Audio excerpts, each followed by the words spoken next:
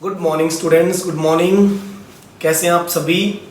I think सभी बहुत अच्छे होंगे, बहुत बढ़िया होंगे। ठीक है, तो आज हम शुरू करने जा रहे हैं आपकी ज्योग्राफी का थर्ड लेसन, जिसका नाम है आवर चेंजिंग अर्थ। बहुत ही बेहतरीन लेसन है, बहुत नॉलेजफुल है। आप लोगों को अर्थ के बारे में बहुत नॉलेज होगी। आपने सेकंड चैप्टर में इनसाइड आवर अर्थ पढ़ा था, और अब देखिए इनसाइड आवर अर्थ हमने कितनी सारी प्लेट्स के बारे में डिस्कशन किया था। ठीक है ना, हमने अर्थ के इंटीरियर के बारे में पता किया था कि अर्थ इंटीरियर क्या है, कितनी प्लेट्स में बटा हुआ है, कैसे बटा हुआ है। ठीक है, हमने देखा था कि अर्थ इंटीरियर मोस्टली 2 और 3 प्लेट्स में, मेन प्लेट्स में डिवाइड। वैसे तो बहुत सारी प्लेट्स थी उसकी, हमने देखा था कि वो ओनियन शेप में था। ठीक है, ओनियन की जैसे लेयर्स थी उसके अंदर, बहुत सारी कंसंट्रेटिव लेयर्स थी उसके अंदर। तो आज हम ये पता करेंगे कि जो हमारी अर्थ पे जो ये लैंड फॉर्म्स बनते हैं, जैसे माउंटेन बनते हैं, कहीं पे प्लेन एरिया बन जाता है, कहीं पे जो वैलीज बन जाती है, ये सब कैसे फॉर्म होता है, ये सब कैसे, क्या चीजें होती हैं यहाँ पर। ऐसा वोल्केनो आते हैं, अर्थक्वेक आते हैं। वोल्केनो आता है, अर्थक्वेक आता है। पहले क्या आएगा, हिलेगा पूरा सब कुछ, यानी अर्थक्वेक मतलब अर्थ का हिलना, पृथ्वी का कांपना, और फिर उसके बाद में एकदम से जोर धमाके से फिर जो है वोल्केनो आ जाएगा और पूरी पृथ्वी हिल जाएगी। कई बार अर्थक्वेक आने के बाद वोल्केनो फटता है, कई बार जो है वोल्केनो फटने के बाद जोर का अर्थक्वेक आता है। तो इन सब बातों के बारे में हम पता लगाएंगे, और इस लेसन में ये भी पता लगाएंगे कि रिवर से कैसे किसी जगह को काट छाट कर उसका इरोजन कर दिया जाता है, और जो है फिर वो रिवर जब उस मटेरियल को कहीं जमा करती है, डिपोजिशन करती है, तो कैसे प्लेन्स बन जाते हैं।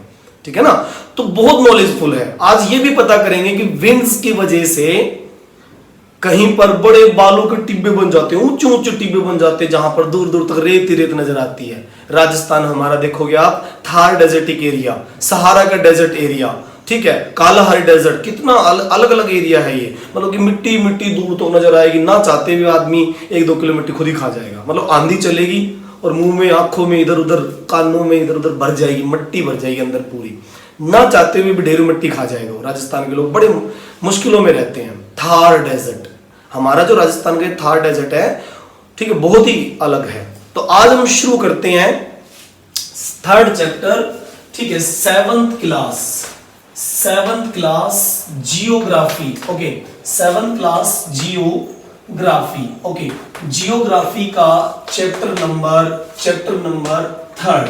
ओके, बहुत ही मजेदार चैप्टर है ये। ठीक है, और इस चैप्टर का नाम है आवर चेंजिंग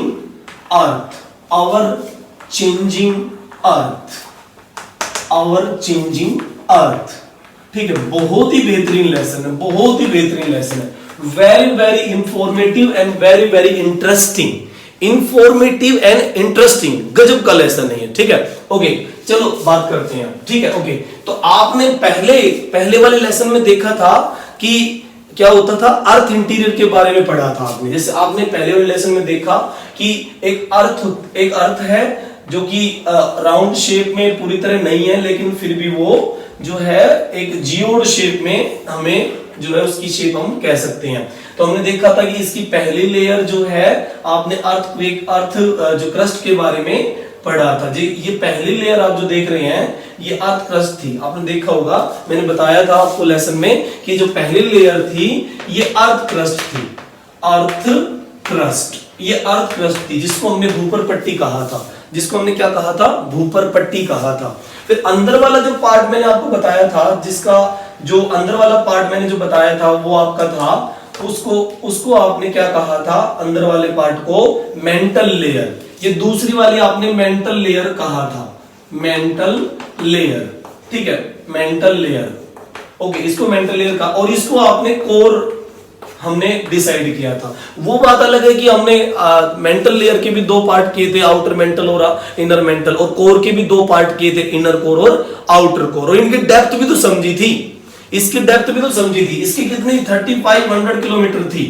ओके, और इसकी कितनी थी 2900 किलोमीटर थी। और इसकी कितनी थी, कहीं पे 35 किलोमीटर है, यानी कि कॉन्टिनेंट पे, और कहीं पे क्या है 5 किलोमीटर है। ये हमने इनकी डेप्थ भी देख ली थी, है कि नहीं। तो अब ये समझना है कि अर्थ क्रस्ट पे जहां पर हम बहुत सारे माउंटेन देखते हैं, क्या देखते हैं, माउंटेन। ठीक है, हम माउंटेन्स देखते हैं अर्थ के ऊपर, या फिर हम प्लाट्यूज, ठीक है, प्लाट्यूज जो देखते हैं हम लोग, ठीक है, प्लाट्यूज बहुत सारे माउंटेन्स हैं। और नंबर थर्ड प्लेन एरिया जो हम देखते हैं, प्लेन एरिया, ये सब बनते कैसे हैं, ये इनका प्रोसेस कैसे होता है, क्या जानना नहीं चाहोगे इन चीजों के बारे में कि ये कैसे बनते हैं, कैसे बने, किसने बनाए? गॉड ने बनाए, चलो गॉड ने बनाए मान लिया, लेकिन बनाए कैसे? गॉड मतलब नेचर, मतलब गॉड का मतलब है नेचर, नेचर ने बनाए, नेचर भी तो गॉड ही है, भगवान है नेचर, तो नेचर ने बनाए, लेकिन बनाए कैसे, बनाए कैसे, ये सब कुछ हमें अर्थ क्रस्ट पे नजर आते हैं, ठीक है। मान लीजिए हम ये कहेंगे रिवर भी है, नंबर 4 हो गई, रिवर हो गई, ठीक है, रिवर भी हो गई, कहीं पे वैली हो गई, मान लीजिए कहीं पे वैली भी है, कहीं पर, कहीं घाटियां भी है, तो ये सब बना कैसे, इनके ये सब मतलब कैसे फॉर्म हुई है? एक्चुअल में जितनी भी चीजें हैं सब अर्थ क्रस्ट पे है, क्या है, सब अर्थ क्रस्ट पे है, ये जितनी भी चीजें आप देख रहे हो ये सब अर्थ क्रस्ट पे पाई जाती हैं, अर्थ क्रस्ट पे पाई जाती हैं। अर्थ क्रस्ट का मतलब पिछली बार क्या बताया था आपको, भूपर पट्टी, सबसे ऊपर वाली पट्टी जिसपे हम रहते हैं, उस पे ये मिलते हैं, ठीक है। और इस पे जहां ये मिलते हैं उस पार्ट को हम क्या कहते हैं, लिथोस्फेयर, इस पार्ट को हम क्या कहेंगे, लिथोस्फेयर।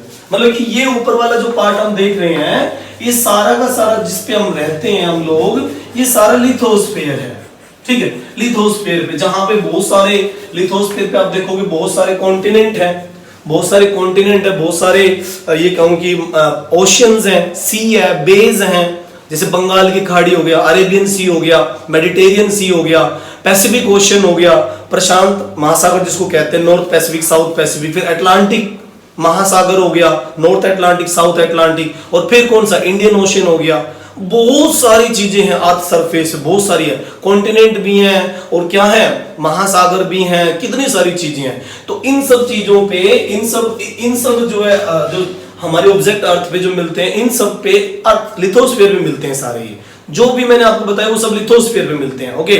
और लिथोस्फीयर जो है वो बहुत सारी प्लेट्स में बटा हुआ है, लिथोस्फीयर डिवाइडेड, ठीक है, ये डिवाइडेड इनटू सेवरल प्लेट्स, बहुत सारी प्लेट्स में बटा हुआ है। अब प्लेट्स का मतलब, भाई प्लेट्स का मतलब क्या हुआ, मतलब खाने की प्लेट है क्या, भाई कोई तरबूज रख के लाया है या कोई बर्फी रख के लाया, वो प्लेट है क्या, वो प्लेट नहीं है। एक्चुअल में क्या है, जो अर्थ के अंदर जो ये वाला जो आप देख रहे हो, जैसे ये देखिए मेंटल, ये मेंटल लेयर है, ये मेल्टेड फॉर्म में है, क्या है ये, मेल्टेड फॉर्म में पिघली हुई है, जैसे शहद की, जैसे आप मान लीजिए शहद नहीं होता, हनी के जैसा बिहेव करती है, अंदर से पिघली हुई है। और आपने पता किया था इसके अंदर क्या मटेरियल है, सियाल साइमा, हमने इसका नाम दिया था, मतलब सिलिका और एल्युमिनियम भी कहा था कि भाई इसके अंदर सिलिका एल्युमिनियम भी मिलेगा, मैग्नीशियम भी मिलेगा, हमने कहा था ना, इसके 3 नाम रखे थे, हमने सियाल सिलिका एल्युमिनियम नाम दिया, हमने सिलिका मैग्नीशियम नाम दिया, हमने निकिल और फेरस नाम दिया, हमने तीनों के नाम दिए थे। और सिलिका ज्यादा मिलती है, क्रस्ट पे भी ये दोनों मटेरियल मिलते हैं, और क्रस्ट पे भी मिलते हैं, और कहां मिलते हैं, और ये क्रस्ट के अलावा, क्रस्ट जो अर्थ क्रस्ट है उसके अलावा ये मेंटल लेयर पे भी मिलते हैं, ये मेंटल लेयर पे मिलते हैं। और ये वाला पार्ट कहां मिलता है, कोर में।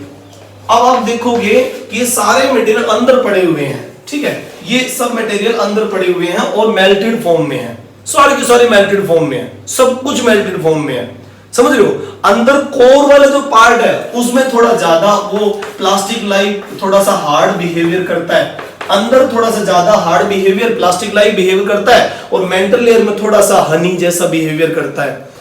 तो इन मेल्टेड चीजों पे अर्थ क्रस्ट अलग अलग प्लेट में बटकर फ्लोट करती है, तैरती है, क्या करती है, तैरती है। जैसे आपने देखा कभी बाल्टी में या किसी बड़े पानी के टब में हम बर्फ के टुकड़े डाल दें, अब देखो क्या होता है, वो जो इधर उधर बर्फ के टुकड़े मूव करेंगे, एक टुकड़ा दूसरे को टकराएगा इधर उधर। इसी तरह से हमारी अर्थ बर्फ के टुकड़े जैसी, हमारी अर्थ क्रस्ट, हमारी ऊपर की अर्थ क्रस्ट बर्फ के अलग अलग टुकड़ों जैसा, अलग अलग कॉन्टिनेंट में, कॉन्टिनेंट प्लेट्स और अलग अलग ओशियन प्लेट्स में बटी हुई है।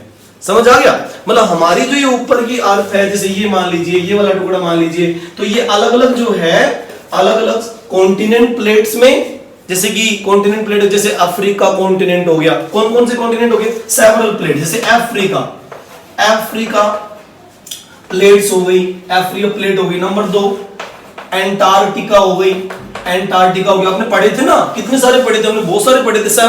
6th में हमने खूब पढ़े इनके बारे में खूब पढ़ा आपने 6th में, है कि नहीं पढ़ा क्या? देखो, और उसके बाद क्या पढ़ा था हमने? यूरोप हो गई, ठीक है। उसके अलावा हमने देखा था कि अमेरिकन प्लेट हो गई, अमेरिकन, ठीक है, अमेरिकन प्लेट हो गई, ठीक है, एशियन प्लेट हो गई। ये सब क्या है? ये अलग अलग प्लेट्स में, और महासागर, बड़े बड़े ओशियंस प्लेट्स के रूप में, ओशन जैसे पैसिफिक हो गया, इंडियन ओशन हो गया, ये सारे सब बहुत सारे अलग अलग प्लेट्स में बटे हुए पूरी अर्थ। और कुछ प्लेट्स पे हम लोग रहते भी हैं, जैसे एशिया वाली प्लेट जो है, जो एशियन प्लेट है, या उस पे हम रहते भी हैं, है कि नहीं?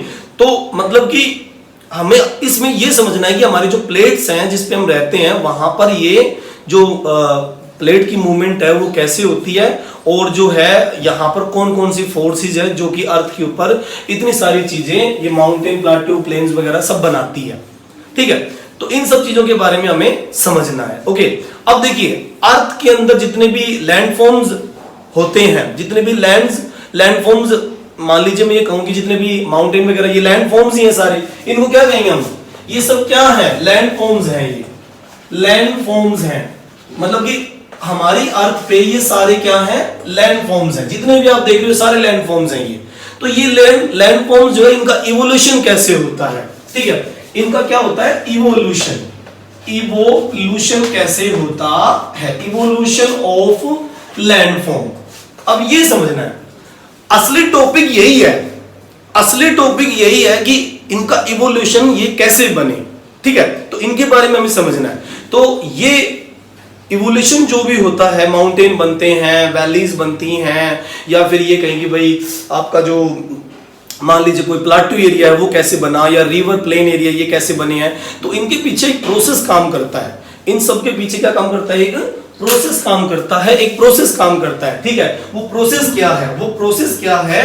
वो अर्थ मूवमेंट का प्रोसेस है। अर्थ मूवमेंट का वो प्रोसेस है। देखो, अर्थ मूवमेंट का वो प्रोसेस है, और ये अर्थ मूवमेंट का जो प्रोसेस है वो 2 प्रकार से काम करता है, ठीक है। वो कितने प्रकार से काम करता है? 2 साइड से। नंबर 1, ठीक है, इंडोजेनिक फोर्सेस, इंडोजेनिक फोर्सेस, ठीक है, फोर्सेस, इंडोजेनिक फोर्सेस से एक तो ये प्रोसेस काम करता है। ये फोर्सेस हैं, ये ताकतें हैं जो अर्थ के अंदर एक्टिवेट रहती हैं, यानी कि मेंटल लेयर या अर्थ क्रस्ट के नीचे वाली फोर्सेस, मेंटल लेयर या क्रस्ट के नीचे वाली फोर्सेस है ना। देखो, ये भी क्रस्ट, इसके नीचे जो प्रोसेस, इसके नीचे जो फोर्सेस काम कर रही है उसको हम क्या कहेंगे? जैसे नाम खुद बता रहे हैं यार। देखो, जेनिक का मतलब ओरिजिन होता है। जेनिक का मतलब क्या होता है? जेनिक, ये देखो जेनिक, इसका मतलब क्या होता है? Origin, origin. और इंडो का मतलब होता है अंदर से। भाई इंडो का मतलब क्या हो? अर्थ के अंदर, अंदर है, अरे अंदर, इंडो अंदर, और जो है उसके बाद ओरिजिन का मतलब क्या हुआ? भाई अंदर से जन्मा, कोई ऐसा अर्थ मूवमेंट जो अर्थ के अंदर से जन्मा है, सीधी सी बात है। ओके, फिर दूसरी प्रोसेस क्या काम करती है यहां पे? दूसरी एक्सोजेनिक फोर्सेस, ठीक है। दूसरी क्या काम करती है? एक्सोजेनिक फोर्सेस, ठीक है, फोर्सेस, एक्सोजेनिक फोर्सेस काम करती है, ठीक है। अब ये सब है क्या एक्चुअल में? इनको कौन क्या नाम देंगे और क्या है ये सारी चीजें? एक्सोजेनिक और इंडोजेनिक, ये 2 टाइप की फोर्सेस होती हैं। कुछ भी अर्थ पे जो भी बदलता है यार, समझो आप इस चीज को, अर्थ पे माउंटेन बनते हैं तो इनके पीछे कोई ना कोई एक फोर्स काम कर रही होती है, या तो इंडोजेनिक फोर्स काम करेगी या एक्सोजेनिक फोर्स काम करेगी। मान लीजिए कहीं पे प्लाटू बना तो उसमें या तो इंडोजेनिक काम करेगी, एक्सोजेनिक फोर्सेस, या तो बाहर की शक्तियां अर्थ के सरफेस पे काम करके उसको बनाएंगी, या फिर अंदर की शक्तियां कोई ना कोई हलचल करेंगी। बढ़ाम फूट जाएगा बड़ा सा वोल्केनो, और वोल्केनो जब फूट जाएगा तो फैल जाएगा दूर दूर तक लावा। फूट जाएगा वोल्केनो और फैल जाएगा लावा, क्योंकि अंदर में अर्थ से जो आया वो मैग्मा था। जो पिघली हुई चीजें अर्थ के अंदर से लहराती हुई बाहर किसी पहाड़ को तोड़ दिया और तोड़कर फैल गई, वो मैग्मा बाहर आकर लावा बन गया, बिल्कुल रेड कलर का, हाई टेम्परेचर। जो भी चीज नजदीक आएगी सब भस्म हो जाएगी, सब खत्म। पत्थर वत्थर भी आएंगे, सब पिघल जाएंगे हाथों हाथ, इतना तेज गर्म लावा होता है। और फिर वो धीरे धीरे लाल लावा पूरे शील्ड पे फैल जाएगा और फिर फैलकर प्लाट्यू बना देगा, प्लाट्यू बना देगा। कई बार पहाड़ की चोटी पे से फूटता है तो पहाड़ का चारों तरफ से पहाड़ के ऊपर फैल जाएगा, यानी कि माउंटेन पे चारों तरफ वो फैल जाएगा और माउंटेन का साइज बढ़ा देगा। समझ रहे हो? तो कोई ना कोई फोर्सेस होती है जिसकी वजह से अर्थ के ऊपर इतने सारे प्लाट्यू, माउंटेन, प्लेन्स, रिवर वगैरह ये सब बनती हैं। इन दोनों में से कोई ना कोई एक फोर्स काम करती है। अब ये दोनों में है क्या, इनमें क्या क्या होता है ये देख लेते हैं। इंडोजेनिक फोर्सेस में इसके दो टाइप कहे जा सकते हैं। इसके दो टाइप आप कह सकते हो। एक तो होती है सडन फोर्सेस, ठीक है, एक तो होती है सडन फोर्सेस, ठीक है, फोर्सेस एक तो होती है सडन फोर्सेस और दूसरी होती है डायस्ट्रोफिक, ठीक है, डायस्ट्रोफिक फोर्सेस, ठीक है। एक तो होती है सडन फोर्सेस और एक होती है डायस्ट्रोफिक फोर्सेस, ठीक है। अब डायस्ट्रोफिक फोर्सेस और सडन फोर्सेस क्या है, पहले ये दोनों समझ लो कि भाई इसके दो पार्ट किए इंडोजेनिक किया हमने और इसके दोनों का मतलब क्या है। सडन फोर्सेस का मतलब अचानक हलचलें पैदा हो गई, अचानक, जैसे भूकंप आ गया, अर्थक्वेक आ गया, सडन अचानक आता है। कभी कोई इंसान ये नहीं बता पाता जल्दी से कि अब एकदम से भूकंप आने वाला है। हाँ, ये अंदाजा जरूर लग जाता है कि भाई कुछ वेव्स आती है नीचे से, सिस्मिक वेव बोलते हैं, जो अर्थ के नीचे से बनती हुई आती है और फिर उसके बाद वो तोड़फोड़ करने का काम शुरू कर देती है, जिसको हम अर्थक्वेक वेव्स भी हम कहते हैं। तो उसका थोड़ा पता लग जाता है तो लोग इधर उधर हो जाते हैं। हम इधर उधर अपना सेटलमेंट जो खाली कर देते हैं, यानी कि जो शहर जहां पे बसा वो खाली करवा दिया जाता है, वो लोग इधर उधर चले जाते हैं। तो सडन मूवमेंट और डायस्ट्रोफिक फोर्स, डायस्ट्रोफिक फोर्स क्या होती है कि अर्थ के अंदर प्लेट्स एक दूसरे के नजदीक आती हैं और टकराती हैं, एक दूसरे के आती हैं नजदीक आती हैं, एक दूसरे के नजदीक टकराती हैं और टकराकर एक दूसरे को प्रेशर बनाती हैं। ये देखो, ये प्रेशर बन रहा है ऐसे और माउंटेन बन गया। दो प्लेट, मान लीजिए एक आ गई है हमारे पास अंगारा लैंड प्लेट, एक आ गई है गोंडवाना लैंड प्लेट। गोंडवाना मतलब हमारे साउथ का इंडिया और अंगारा मतलब चाइना वाली साइड। ये दोनों आगे टकरा गई, दोनों पावरफुल है और एकदम से यूं ऊपर की तरफ उठेंगे ऐसे हलचल करते हुए ऐसे और माउंटेन बन जाएगा। हिमालय इसी तरह से बना था। हिमालय जहां पे टैथीज सी पहले हुआ करता था, साउथ की साइड से फोर्स लगी, नॉर्थ की साइड से फोर्स लगी और बीच में टैथीज सी का हिमालय वाला जो सेंटिमेंट था, हिमालय तो बाद में बना। हिमालय जहां अब है उससे पहले यहां टैथीज सी हुआ करता था, बहुत सारा सेडिमेंट था, गाद वार मिट्टी विट्टी, सेडिमेंट का मतलब गाद और मिट्टी, तो वो पड़ा हुआ था। दोनों साइड की प्लेटें आई और उस गाद को बीच दिया। क्या कर दिया? बीच में फंसा दे उसको, उसका कचुम्बर निकाल दिया और कचुम्बर भी निकला और साथ में उसको मटेरियल को ऊपर की तरफ भी उठा दिया और हिमालय का फॉर्मेशन हो गया। अब ये सब क्या है? डायस्ट्रोफिक फोर्सेस, कुछ ऐसी फोर्सेस जिसकी वजह से बड़े बड़े माउंटेन बनते हैं। एक और एग्जांपल देखो डायस्ट्रोफिक फोर्सेस का, एक और एग्जांपल देखो। भाई सडन फोर्सेस में तो अर्थक्वेक और वोल्केनो वगैरह आ गया, वोल्केनो भूकंप वगैरह, ज्वालामुखी आ गया। अब डायस्ट्रोफिक फोर्सेस में क्या है? एक तो जैसे हिमालय बन गया, एक ऐसा कई बार क्या होता है कि जैसे देखो, जैसे मान लीजिए एक प्लेट ये है, ये प्लेट, एक ये प्लेट, एक ये प्लेट, दो तीन प्लेट है। जैसे अब देखो यहां दिखाता हूं मैं, जैसे एक प्लेट ये है, ठीक है, एक प्लेट इसके साथ जुड़ी हुई, एक ये है और एक ये है। अब क्या होता है कि ये बीच वाली प्लेट किसी तरह नीचे धस जाती है, नीचे खिसक जाती है। देखो ऐसे मान लो नीचे खिसक गई है, ठीक है, ऐसे नीचे खिसक गई और ये वाली जगह खाली हो गई, ये वाली जगह खाली हो गई। देखो ये नीचे की तरफ खिसक गई है, ठीक है, ये देखो नीचे की तरफ खिसक गई है। दो प्लेट्स बाकी यूं की यूं रह गई, ये नीचे खिसक गई। अब यहां पर क्या बन गई? वैली। क्या बन गई? वैली। लेकिन ये रिफ्ट वैली कहलाएगी। क्या कहलाएगी? ये रिफ्ट वैली, जिसका आकार यू शेप में होता है, वो रिफ्ट वैली होती है। और वैसे नॉर्मल वैली ऐसे वी शेप में होती है। भाई वैली का नाम वी शेप है तभी तो उसका नाम वैली पड़ा, लेकिन रिफ्ट वैली जो होती है, रिफ्ट वैली, ठीक है, वो यू शेप की होती है ऐसी। तो वो इस तरह की डायस्ट्रोफिक फोर्सेस जब काम करती हैं, एक तीन प्लेट थी, तीन में से एक नीचे खिस गई, बीच में खिसक गई और बीच वाला जगह खाली हो गया और एक गहरा खड्डा सा दिखाई दे रहा है हमें। डायस्ट्रोफिक फोर्सेस, शुद्ध हिंदी में क्या कहें? पटल विरूपणी बल। पटल विरूपणी बल मतलब ऐसी ताकत जिससे अर्थ का सरफेस पटल पूरा बदल जाए, पूरा का पूरा बदल जाए, तो डायस्ट्रोफिक फोर्सेस है। तो ये दो टाइप की डायस्ट्रोफिक फोर्सेस यहाँ काम करती है। क्या करती है? डायस्ट्रोफिक फोर्सेस यहाँ पर काम करती हैं। अब देखो इनके बारे में और थोड़ा सा इकट्ठा करते हैं कि भाई क्या क्या होती हैं, ये कौन कौन सडन मूवमेंट होती है, तो उनके बारे में देख लेते हैं सडन मूवमेंट कौन कौन सी होती है। जैसे इसमें एक दिखा रहा है अर्थक्वेक, अर्थक्वेक, ये देखो अर्थक्वेक, एक तो ये सडन मूवमेंट हो गई। दूसरी मूवमेंट वोल्केनो, वोल्केनो यानी कि ज्वालामुखी, ये भूकंप हो गया, ये ज्वालामुखी हो गया। और ये क्या है? लैंडस्लाइड्स, लैंडस्लाइड्स, लैंडस्लाइडिंग मतलब भूस्खलन, ऊपर पहाड़ का मटेरियल नीचे धंस जाएगा, नीचे लुढ़कता हुआ आ जाएगा, सड़कों पर इकट्ठा हो जाएगा, लैंडस्लाइडिंग। कई बार जमीन नीचे धंस जाती है, सड़क बीच में से नीचे धंस गई और खाई बन गई पूरी। कई बार गांव में देखोगे खेत के खेत जो नीचे खाइयां बन, छोटी छोटी खाइयां बन जाती है, लोग कहते धरती फट गई भाई, धरती फट गई भाई, अंदर पता नहीं क्या कोई पाप कर दिया किसी गांव में, किसी ने कोई पाप कर, धरती फट गई, बीचों बीच जगह हो गई। लेकिन वो एक्चुअल में क्या होता है? वो लैंडस्लाइडिंग होता है, धरती का खिसकना, प्लेट का इधर उधर खिसक जाना, ये सब समझ रहे हो आप लोग, लैंडस्लाइडिंग। तो ये सब क्या है? सडन मूवमेंट है।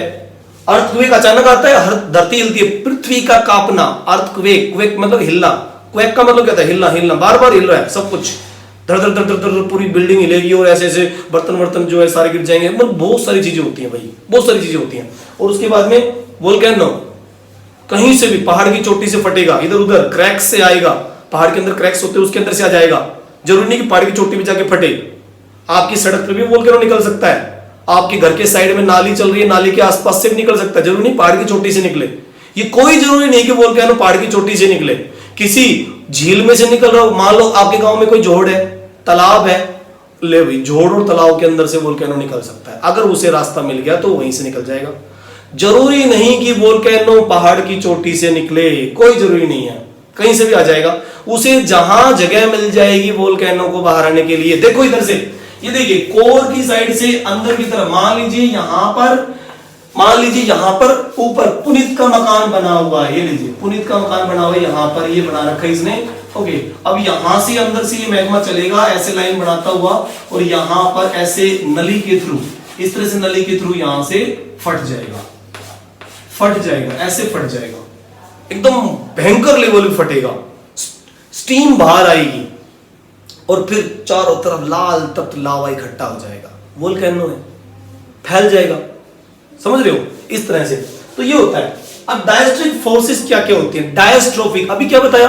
पटल विरूपणी बल, ठीक है, पटल विरूपणी बल, पटल मतलब धरती का अर्थ सरफेस, पटल मतलब अर्थ सरफेस, विरूपणी बल यानी कि डायस्ट्रोफिक फोर्सेस। इसमें कौन कौन सी होती है? इसमें बिल्डिंग माउंटेन्स, माउंटेन बनते हैं इसमें, बिल्डिंग माउंटेन्स, ठीक है, माउंटेन्स बनते हैं, ठीक है, माउंटेन्स बनते हैं। या मैंने क्या बताया अभी, वैलीज बनती है, रिफ्ट वैली बनती है भाई, रिफ्ट वैलीज भी इसमें बनती है। ओके, रिफ्ट वैली बनती है, अभी मैंने बताया था नहीं एग्जांपल, रिफ्ट वैली का एग्जांपल जो यू शेप में बनती है वो सब। ओके, अब उसके बाद देखिए एक्सोजेनिक फोर्सेस, बाहरी शक्तियां।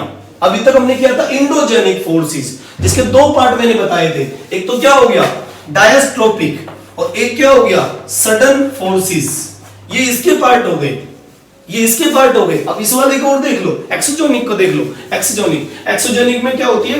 एक्सोजेनिक में अलग अलग चीजें होती है। इसमें दो टाइप का वर्क मेन रूप में होता है, इसमें टू टाइप का वर्क होता है, टू टाइप वर्क। ध्यान रखना ये दो टाइप का वर्क जरूर करते हैं, ये एक्सोजेनिक फोर्सेस टू टाइप का वर्क जरूर करती है, दो टाइप का वर्क जरूर करती है ये, ठीक है। एक तो करती है इरोजनल वर्क,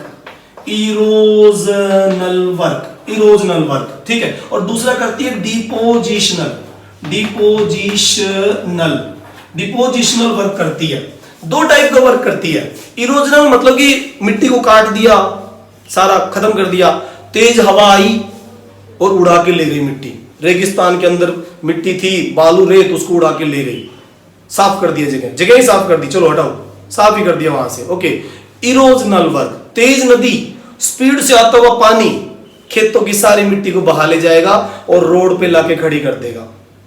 किसान बेचारा वहां पे कभी गोबर खाद डालेगा, कभी कुछ करेगा, कभी हल चलवाएगा और मिट्टी को क्या करेगा, फसल के लिए तैयार कर लेगा। और तेज बारिश हुई, वो सारी मिट्टी बह के कहां जाएगी? रोड पे आ जाएगी। या फिर वो कच्चा पथ होता है ना कच्चा पथ, जो गांव के अंदर कच्चा पथ होता है, जो खेतों के बीचों बीच जाने का रास्ता होता है, वो सारी मिट्टी बह के अंदर वहां इकट्ठी हो जाएगी। जबकि मिट्टी की जरूरत तो खेत में थी, लेकिन तेज बारिश हुई या तेज नदी आई, वो सारी मिट्टी बह के इधर उधर चली गई। किसान बेचारा रोता रह जाएगा, भाई ये क्या हुआ, बहुत गलत हुआ भाई, ये तो मैंने तो कितने पैसे खर्च कर दिए, गोबर खाद डलवाया, ये करा वो करा। गोबर खाद को डलवाते हुए नेचुरल हुमस होता है ये, ताकि फसल अच्छी से हो जाए, सब बह गया। कोई चीज हवा से, पानी से, बर्फ की नदी ग्लेशियर, हवा से, पानी से, बर्फ की नदी ग्लेशियर से बहकर वो मटेरियल, मिट्टी, पत्थर बहकर साफ हो जाए वहां से, तो उसे इरोजनल वर्क कहते हैं। काट छांट का काम है ये इरोजनल वर्क, मतलब कि अपरदन, इसको शुद्ध हिंदी में कहेंगे अपरदन हो गया, मतलब परत हट गई वहां से, खत्म हो गई वहां की परत वो, ठीक है। तो ये है इरोजनल वर्क। ओके, दूसरा वाला है डिपोजिनल। अब ये डिपोजिनल क्या है? डिपोजिशनल। अब देखो, नदी किसी चीज को बहा के ले गई, ओके, पानी रेनफॉल आई और बहा दिया उसको, कहीं तो जमा करेगी भाई, कब तक लेके घूमेगी नदी? जब नदी की स्पीड होगी कम, तेज स्पीड है तो सब कुछ बहा ले जाएगी। जैसे जैसे स्पीड कम होगी, मोटे मोटे पत्थर पहले जमा होंगे, फिर थोड़े छोटे पत्थर, क्योंकि मोटे पत्थर में वजन है, फिर छोटे कंकर, फिर छोटे छोटे, फिर बाद में मिट्टी लास्ट में, और इस तरह से डेल्टा एरिया बना देगी नदी। नदी क्या बनाएगी? ट्राइएंगल शेप का डेल्टा बना देगी। सुंदरबन डेल्टा आप देखो, बंगाल में कितना बड़ा डेल्टा है, एवर ग्रोविंग डेल्टा। हमेशा गंगा नदी आती है, ब्रह्मपुत्र नदी आती है, और पूरा जो है उसको भरती रहती है, पूरा चलता रहता है। डिपोजिशनल, नदी की स्पीड जब धीमी होगी तब वो मिट्टी को, कंकरों को बिछाना शुरू कर देगी। Depositional work. गहरी गहरी खाइयों में नदी जब वो मटेरियल ले जाके डाल देगी तो वो खाइयां प्लेन हो जाएंगी, मैदान बन जाएंगे। मैंने आपसे कहा था ना कि मैदान कैसे बनेंगे, देखो ऐसे बनेंगे। नदी ने काट छांट करके जमा कर दिया उसमें सारा मटेरियल, प्लेन्स बन गए। प्लाटू कैसे बना? प्लाटू अभी मैंने बताया था, वोल्केनो आएगा और वोल्केनो का लावा पूरी चारों तरफ फैल जाएगा और वहां पर स्ट्रॉन्ग्स, इग्नियस रॉक्स बन जाएंगी, प्लाटू बन गया। प्लाटू क्या होता है पता है? प्लाटू आपने सुना है कभी क्या होता है? अरे सिंपल सी बात, देखो प्लाटू क्या होता है, जैसे नॉर्मल लैंड है, ये नॉर्मल लैंड है, ये नॉर्मल प्लेन है, और ये थोड़ा सा ऊपर उठेगा और ऊपर से टेबल जैसी शेप ले लेगा, ऐसे ये टेबल जैसी शेप ले लेगा, ये प्लाटू बन गया। आप देखोगे ऊपर से माउंटेन जैसा नहीं है ये, लेकिन नॉर्मल सरफेस एरिया से थोड़ा ऊंचा है, ये प्लाटू बन गया। समझ गए? प्लाटू कहां है इंडिया का ऐसा प्लाटू? इंडिया का प्लाटू डेक्कन प्लाटू है, साउथ में है, साउथ में डेक्कन प्लाटू इसका एग्जांपल है। मालवा का प्लाटू देख लो, महाराष्ट्र मालवा एरिया जहां मराठा हुआ करते, छत्रपति वीर शिवाजी, आपने सुना होगा इसके बारे में, और फिर बहुत सारे और भी मराठा हुए हैं, तो ये प्लाटू बनता है ऐसे। ओके, रिवर पानी बहेगा, रास्ता बनाएगा और चल देगा। गंगा नदी अलकनंदा भागीरथी के नाम से उत्तराखंड से उतरती हुई आती है और हरिद्वार के लगभग गंगा बन के आगे बढ़ जाती है। उसके बाद क्या है? वैली। वैली कैसे बनी? काट छांट किया इधर उधर, पानी ने, बारिश के पानी ने काट छांट के मिट्टी भागे लेके जगह खाली कर दी। जगह खाली या तो वी शेप में हो रही है या फिर रिफ्ट वैली बन रही है। वी शेप में जगह खाली कर दी और फिर उसमें पानी बहना शुरू कर दिया, रिवर वैली बन गई। बहुत बहुत काम करती है, बहुत काम करती है। और सच बताऊं, जब से धरती बनी है तब से आज तक ये दोनों काम हो रहे हैं। मतलब कि एक्सोजेनिक फोर्सेस भी काम कर रही है, इंडोजेनिक फोर्सेस भी है। और जब आप हो इस धरती पे, जब भी काम हो रहा है, बड़े बड़े पहाड़ छोटे होते जा रहे हैं। आपने अरावली के बारे में सुना होगा, अरावली की पहाड़ियां छोटी होती जा रही है, छोटी होती जा रही है, धीरे धीरे धीरे धीरे सब घटता जा रहा है, छोटी होती जा रही है। और नए नए माउंटेन बनने लग रहे हैं, नए नए जो प्लेन बनने लग रहे हैं, गहरी गहरी खाइयां भरकर प्लेन मैदान बन रही है। और जैसे मैं ये कहूं कि भाई कोई कहीं पे भूकंप आ गया, नए नए प्लाटू बन रहे हैं, फिर प्लाटू काट छाट होती है, प्लाटू का रीजनल वर्क हो जाता है, फिर कहीं डिपोजिशन वर्क, मतलब कि एक टूटता है एक बनता है, एक टूटता है एक बनता है। अर्थ 24 घंटे काम में लगे रहती है। आप सो जाते हो, अर्थ नहीं सोती, आप सो जाते हो, अर्थ नहीं सोती, और वो सारे दिन काम, सन आता है चला जाता है, सनसेट होता है, सनराइज होता है, आप सो जाते हो, उठ जाते हो, ये करते हो वो करते हो, लेकिन वो अपने काम में लगा रहता है। आप मर भी जाओगे, मैं भी मर जाऊंगा, पुराने वाले हमारे वाले भी मरे पड़े हैं, ठीक है, ओके, लेकिन अर्थ अपना काम करती रहेगी, ठीक है। तो इस तरह से ये इरोजनल और डिपोजिशनल वर्क करती रहती है, और एक्सोजेनिक एंडोजेनिक ये दोनों ही काम करती रहती है, ठीक है, ओके। अब देखो इरोजनल वर्क जो करते हैं वो एजेंट कौन कौन से हैं, या डिपोजिशनल वर्क जो करते हैं वो एजेंट कौन कौन से। एजेंट का मतलब है जिनसे ये काम पूरा होता है भाई, एजेंट का मतलब जिनसे ये काम पूरा होगा, इरोजनल और डिपोजिशनल वर्क। अभी तो बताया मैंने आपको, अभी बताया, जस्ट आपको याद है, ठीक है, अभी बताया मैंने बताया रिवर, मैंने आपको बताया रिवर पानी जो है काट छाट भी करता है, इरोजनल भी करता है, डिपोजिशनल भी करता है, ओके। उसके बाद मैंने बताया विंड भी इरोजनल और डिपोजिशनल दोनों काम करती है। हवा मिट्टी बहा ले जाएगी और फिर कहीं पे जमा कर देगी, ठीक है ना, ओके, उड़ा ले जाएगी, बहाने का मतलब है उड़ा ले जाएगी, ओके। फिर उसके बाद क्या करेगी, फिर अगला क्या है, सी वेव्स, समुद्री वेव्स, ठीक है, क्या होती है, सी वेव्स, समुद्री धाराएं, क्या करती है, समुद्री धाराएं, सी वेव्स मतलब समुद्री धाराएं, समुद्र की लहरें काट छाट करती है समुद्र किनारे पर, ओके। और एक और देखो इसमें ग्लेशियर्स, और किसकी बात आती है, ग्लेशियर्स, क्या होते हैं, ग्लेशियर्स, ठीक है, एक और जगह नहीं है यहाँ पे, ओके, ग्लेशियर, ओके, ग्लेशियर, ये देखो ग्लेशियर क्या होता है, अरे हिमालय में कितनी बर्फ जमी हुई है, वो पिघलेगी ना, और पिघलकर वो पानी बह के चलेगा, उसको ग्लेशियर कहेंगे। बर्फ की नदी, ठंडा पानी, गंगा नदी में कितना ठंडा पानी होता है, ग्लेशियर पिघल के आती है।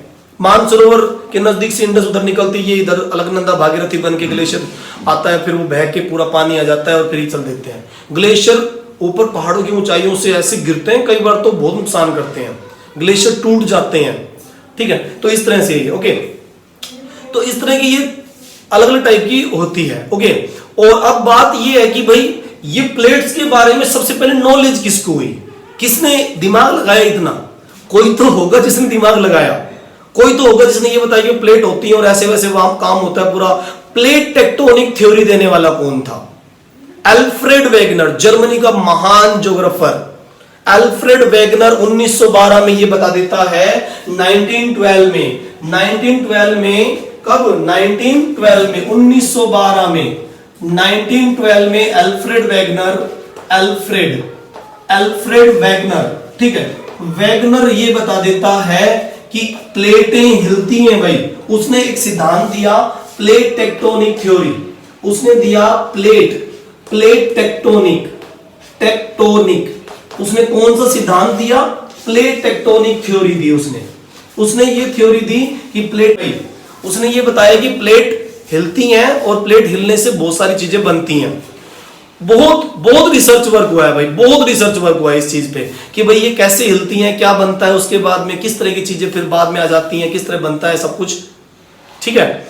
और फिर वर्ल्ड को नॉलेज होने लगी, ठीक है। तो अब आज के इस पार्ट में हम यही समझेंगे अभी, फिर पार्ट सेकंड में हम वोल्केनो के बारे में पढ़ेंगे, ठीक है, ओके, वोल्केनो के बारे में भी पढ़ेंगे, और साथ में वर्क ऑफ रिवर कैसे काम करती है, बताया ना, डिपोजिशनल और इरोजनल वर्क दोनों करती है, तो वो क्या क्या आकृतियां बनाती है, क्या होता है क्या नहीं होता है। सी वेव्स, समुद्री लहरें कहीं पर कैसे काम करती है, ग्लेशियर मोरेन बना देते हैं, विंड का वर्क मशरूम रॉक्स बना देता है। इन सब के बारे में हम, मतलब work of wind, work of river, work of glacier, ठीक है, और ये सारी चीजें हम पढ़ेंगे, ठीक है। हम ये जानेंगे कि दुनिया का सबसे बड़ा वाटरफॉल कौन सा है, कहां पर है, दुनिया की इतने फेमस है। हमारे इंडिया में भी एक एक्टिव वोल्केनो है, आपको याद होगा, पता होगा, पढ़ा होगा कभी, अंडमान निकोबार में एक सबसे फेमस बैरन आइलैंड है, बैरन आइलैंड, वहां पे हमारा एक्टिव वोल्केनो है। ये मतलब आता रहता है, इसके अंदर से लपटें निकलती रहती है। दुनिया की सबसे ज्यादा volcano Pacific ring of fire area में है, यानी कि प्रशांत महासागरीय अग्निवलय क्षेत्र, प्रशांत महासागरीय अग्निवलय क्षेत्र, Pacific ocean ring of fire area.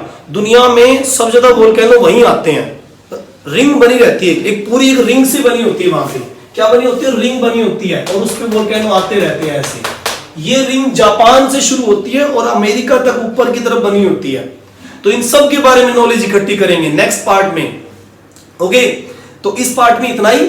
Thank you, have a nice day. बहुत मजे से पढ़ाई करो, ओके, और बहुत मन करके पढ़ाई करो ताकि इंडिया का नाम रोशन कर सको और भाई बहुत इंटेलिजेंट जनरेशन बन के दिखाओ। ठीक है, पढ़ाई करो बिल्कुल मन से, ऐसे नहीं फॉर्मेलिटी पूरी मत कीजिए, हर चीज के बारे में जानने की कोशिश कीजिए।